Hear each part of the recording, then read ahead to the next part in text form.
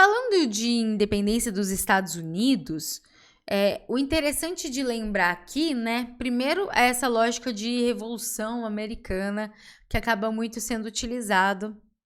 Muitas das vezes, né, as pessoas falam é por ter sido uma das primeiras repúblicas e a primeira república na América, foi a primeira independência da América, mas aí muitos questionam sobre o uso da palavra revolução. A independência, ela vai acontecer já num momento de insatisfação das 13 colônias, mas é interessante entender que as 13 colônias, né, que são as colônias inglesas, elas, a princípio, elas não pensavam, não tinham esse pensamento de emancipação, de independência.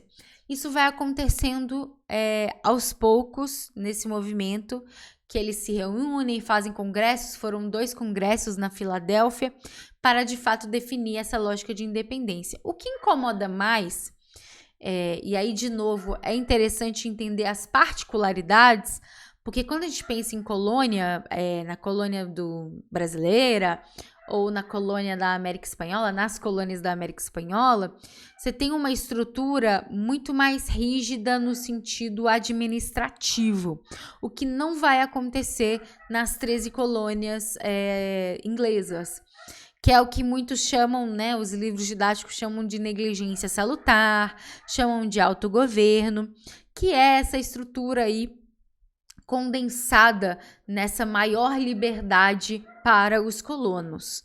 E essa liberdade ela vai ser muito bem aproveitada, mas tomem cuidado, porque isso não quer dizer que as 13 colônias não tinham nenhuma conexão, nenhuma relação com a Inglaterra. Isso é mentira.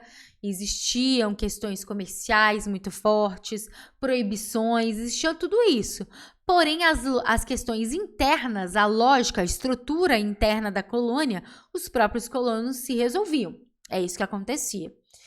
E vai incomodar os colonos justamente à medida que os ingleses, né, vão colocando aí sanções e impedimentos internos dentro da colônia. Isso que vai incomodar e isso que gera a Guerra de Independência e a própria Declaração de Independência em 1776, né, 4 de julho de 1776. E tudo isso, né, essa guerra, ela vai acontecer com a vitória, né, dos chamados Estados Unidos, e os Estados Unidos vão nascer aí, a partir dessas 13 colônias, uma chamada República Federalista, que até hoje é muito forte. Primeiro, que é até hoje uma república federalista, mas que o federalismo é um dos mais fortes, dos mais, entre aspas, potentes, assim, do mundo, porque essa autonomia entre os estados, ela é muito grande, né? Quando a gente vai estudar os Estados Unidos, entender os Estados Unidos, a gente consegue perceber isso.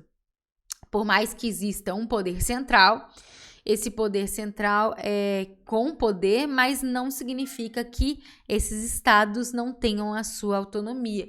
E isso acontece, né, desde o período das 13 colônias. Essa, digamos, essa descentralização, ela é muito forte desde o momento da colonização nos Estados Unidos, nas chamadas 13 colônias.